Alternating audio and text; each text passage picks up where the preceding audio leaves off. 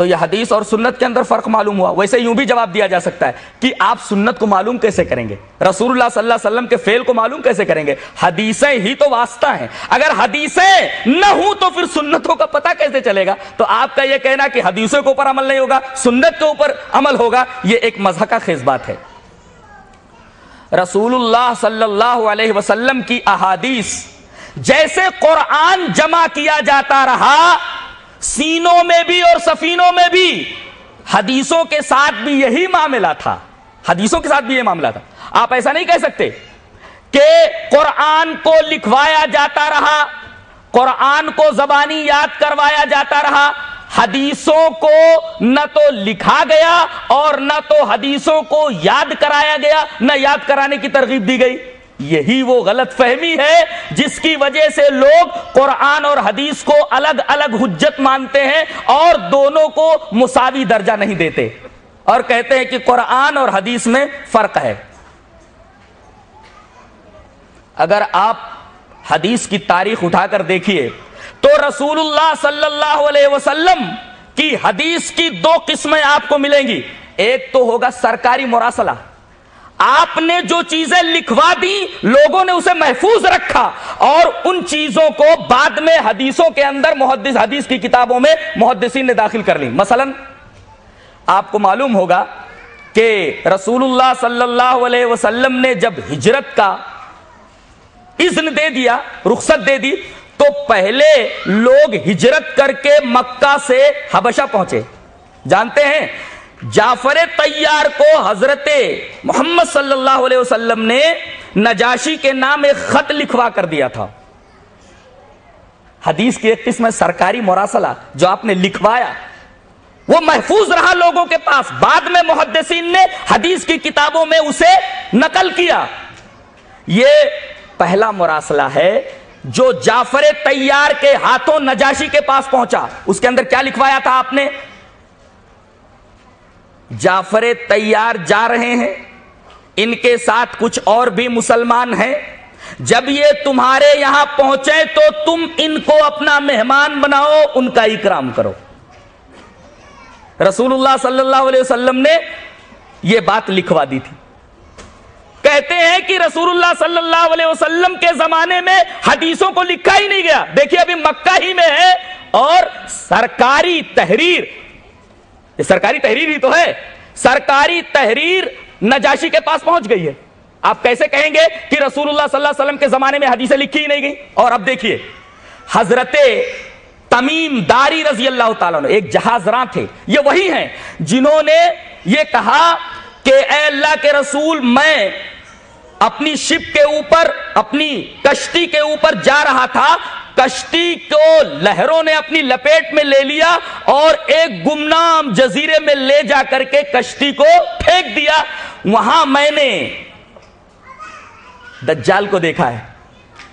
یہ وہی تمیم داری ہیں، مسلم میں وہ روایت موجود ہے۔ یہ جہاز راں تھے، بحری سفر کیا کرتے تھے، یہ رسول اللہ صلی اللہ علیہ وسلم کی خدمت میں آئے اور کہا کہ اے اللہ کے رسول، میں عیسائی ہوں اور مجھے انجیل سے معلوم ہوا ہے کہ ایک دن آپ کی یہ قوم مسلمان میرے وطن شام کو فتح کرے گی، تو اے اللہ کے رسول جب آپ میرے وطن شام کو فتح کر لیں تو آپ فلاں فلاں گاؤں میرے نام جاگیر کے طور پر لکھوا دیجئے۔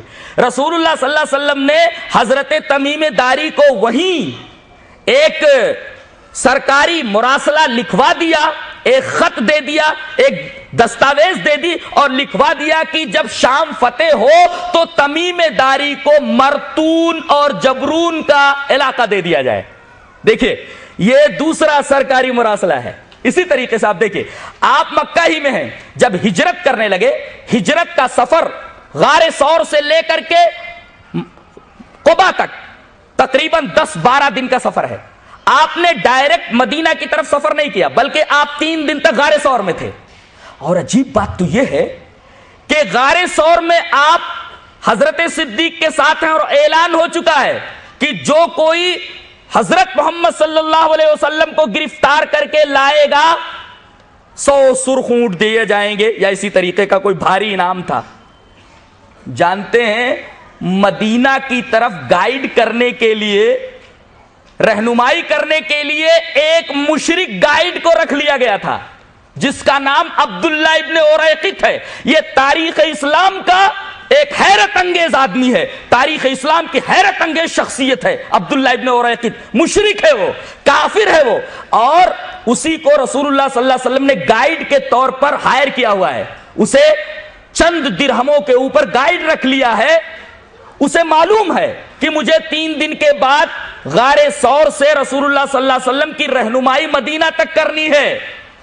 اسے یہ بھی معلوم ہے کہ رسول اللہ صلی اللہ علیہ وسلم کی گرفتاری پر اتنا بڑا انعام ہے، اور اس شخص کو معلوم ہے کہ آپ کہاں چھپے ہوئے ہیں۔ عجیب بات تو یہ ہے کہ اتنے بڑے انعام کی لالچ اس کے دل میں نہیں آئی، اور چند درہم اس نے قبول کرنا پسند کیا، لیکن رسول اللہ صلی اللہ علیہ وسلم کو پکڑوانا پسند نہیں کیا، جبکہ اگر پکڑواتا تو اسے ایک بہت بڑے انعام سے نوازا جاتا، اس کی لائف بن جاتی تھی۔ یہ تاریخ اسلام کی ایک حیرت انگیز شخصیت ہے عبداللہ ابن اوریقط۔ مشرک ہو کر کے بھی اس نے اپنا ضمیر نہیں بیچا۔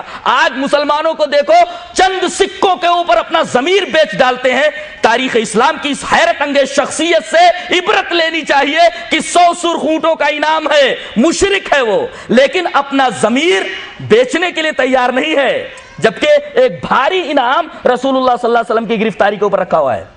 یہ تاریخ اسلام کی ایک حیرت انگیز شخصیت ہے عبداللہ ابن اوریقط۔ رسول اللہ صلی اللہ علیہ وسلم کو لے کر کے یہ اپنی رہنمائی میں مدینہ کی طرف جا رہا ہے۔ حضرت ابو بکر کے غلام عامر ابن فہیرہ پڑھے لکھے تھے، کاغذ قلم ساتھ میں ہے، چل رہے ہیں۔ حضرت ابو بکر صدیق رضی اللہ تعالیٰ عنہ، رسول اللہ صلی اللہ علیہ وسلم آگے آگے چل رہے ہیں، بغل میں وہ گائیڈ چل رہا ہے عبداللہ ابن اوریقط، ساتھ میں عامر ابن فہیرہ بھی ہے۔ سراقہ ابن مالک کو معلوم ہو گیا کہ اسی طرف سے رسول اللہ صلی اللہ علیہ وسلم جا رہے ہیں اور ان کی گرفتاری پر اتنا بڑا انعام ہے، فوراً گھوڑے پر سوار ہوا، گھوڑے کو دوڑاتا ہوا جب اس چھوٹے سے قافلے کے تعاقب میں آگے بڑھا، اس نے دیکھ لیا کہ رسول اللہ صلی اللہ علیہ وسلم جا رہے ہیں، اب تو مجھے وہ انعام ملنے والا ہے۔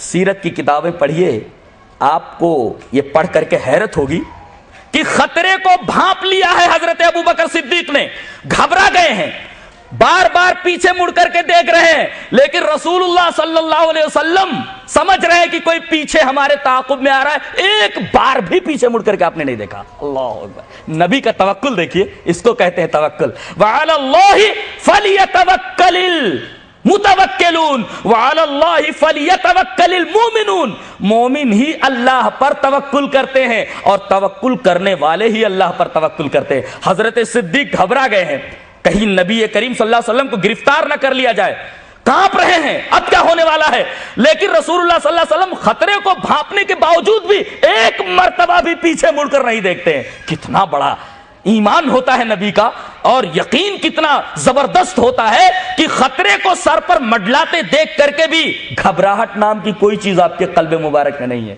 اس کو نبی کہتے ہیں۔